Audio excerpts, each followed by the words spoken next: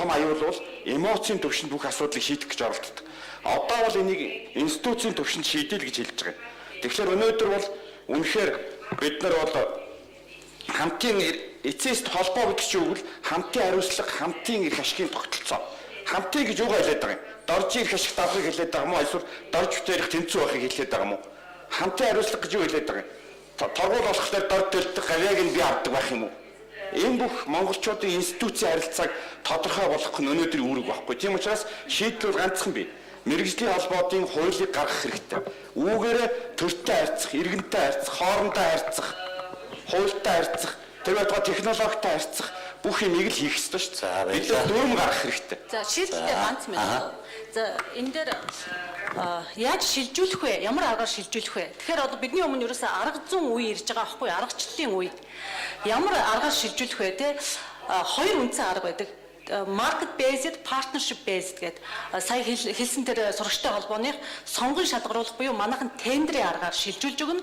Хоёр дахь арга нь бол тэр сүлжээ буюу түншлэлийн аргаар шилжүүлж өгнө. За зүгээр энэн дээр аль аргыг хэрэглэх вэ гэдэг ч бид нэр өнөөдөр ярих хэрэгтэй байгаа байхгүй. Би юу гэж санал болж байна гэвэл илүү тэр сүлжээ аргыг хэрэглүүл Монголын нөхцөл байдал тохирдог юм аа. Яагаад тэгэхээр бол мэргэжлийн холбоотын хүчин чадах хязгаарлагддаг юм учраас аль болохоор хамтарч ажиллаж нэг сүлжээ нэг холбоонд ороод зохион байгуулалтанд ороод эхлэх хэрэгтэй. Ингүүл жижиг тэнд байдаг мэргэжлийн жижиг байгууллага ч гэсэн бас ашиг авч болно, бас нэгнээ хяндаг, хамтын хариуцлагаа хүлээж эхэлдэг ийм сайн арга шүү гэдгийг хэлмээр байна. За дараагийн асуудал. Бүх мэргэжлийн холбоотод бүгдэд нь зэрэг шилжүүлэх юм уу? Аль чадхутаад нь шилжүүлэх юм уу? За хэрвээ чадхутаад нь шилжүүлнэ гэвэл аккредитац хийх болно. Магадлан итгэмжлэл хийх болно. Тэгвэл энийг хийх юм. Төр хийх юм уу? Хамтын зөвлөл хийх юм уу? Ахад энийг ярих хэрэгтэй байна шүү дээ, тийм ээ. За түүнээс гадна ахад тэр нэг саяны асуудал мэргэжлийн холбоод чадах байхгүй байна гэдээ орхиж болдоггүй юм аа. Мэргэжлийн холбоод чадахгүй байна гэж төр хэлээ суувал ахад 5-10 жил болдгийм шүү. Тийм учраас сайн туршлага ахад хэлээ. Арга зүйн төвийг байгуулж өг. Мэргэжлийн холбоодыг чадваржуулах нь бол ахад төрийн үүрэг болдог байхгүй юу? Төрийн шинтгэлийн нэг бодлого. Тэгэхээр тэр арга зүйн төвүүдийг байгуулад өгчих юм бол тэр арга зүйн төв буюу одоо төрийн бас байгууллага хэлбэртэй ч байж болно. Тэр нь төрөөж сургаж ядгийг яаж гэрээлж ажиллах вэ? Мэргэжлийн холбоо төрийн бусаач сургаж ядгийг бас үнэлгээ хийх аргачлалд сургаж ядгийг. Өнөөдөр биднэрт маш их арга зүй аргачлал хэрэгтэй. Бид нар хий хоосон одоо сэтгэлийн хөдөлгөөнөөр юм уу тийм шахалт шаардлагаар урагшаа одоо явж болохгүй байна гэдгийг хэлмээр байна. Ахаа дараагаар нь тэр аргачлал дээр стандарт маш түрүүн стандартууд гарах хэрэгтэй.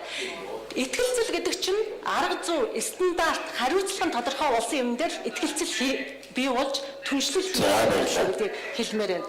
За баярлалаа. Бүх хүмүүсийн санал, үзэл бодол, санал санаачлах нэг цэгт очоод байна. Юусе мэргэжлийн холбоотой ажилладаг институцтэй болъё, хуулинд нь зааж өгье, оруулж өгье, хооронд нь шалгаруулад өрсөлдөөний журмаар үйл ажиллагаа, төрийн үйл ажиллагааг мэргэжлийн холбоот руу шилжүүлээ гэсэн ийм гурван үндсэн асуудлын өнд зэрэгцэж орж байна. Тэгээд ерөнхий сайд Батбол таныг бас өөрийн саналаа хэлэх хаа гэж байна. Мөн одоо энэ асуудлыг шийдлийг олохын төлөө гэсэн ийм олон сайхан санал санаачлаг гарч байгааг сонсоход бол мэдээж хэрэг засгийн газрын тэргүүний хувьд их тааламжтай сонсогдож байна. Гэхдээ олон санал дотор ингээд нэг удаа яриад хойдон жил хүртэл үргэлжлэхгүй гэсэн санаа зовж байгаа юм байна гэдгийг сонсож байна. Би нэгдүгээрхийн энэ МЭФ-ийн үйл ажиллагаа болвол зөвхөн засгийн газар зохион байгуулж байгаа үйл ажиллагаа биш. Төрийн бус байгууллага энэ бол төрийн бус байгууллагын төлөөлөл нь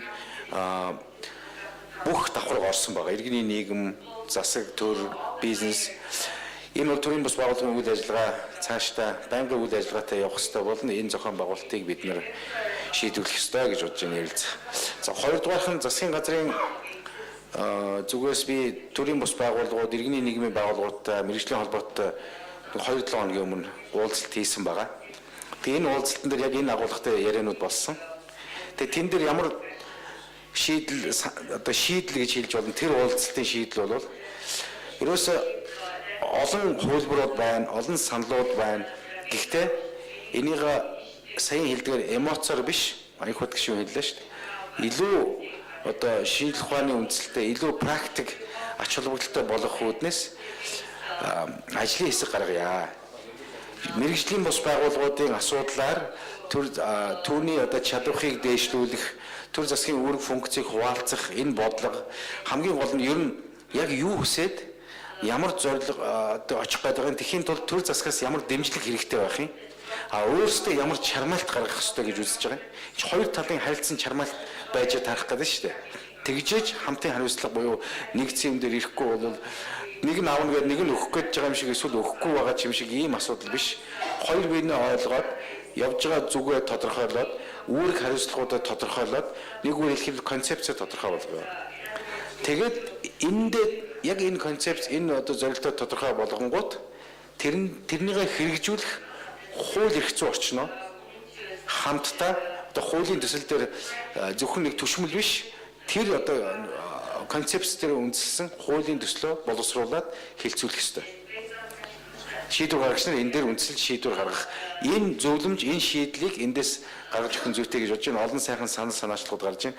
Яриад орхих биш ээ гэсэн энэ зарчим дээр санал нэгдэж байна. МЭФ-ийн зохион байгуулагчдын зүгээс энэ сэдв энэ зөвлөмжн дээр бол энэ санаанууд тусгаж гараад ажил болох тал дээр нь танаа одоо салбар хорооноос гарах зөвлөмж санал дээр энэ зүйлүүд тусах байхаа гэж ингэж бодож байна. За.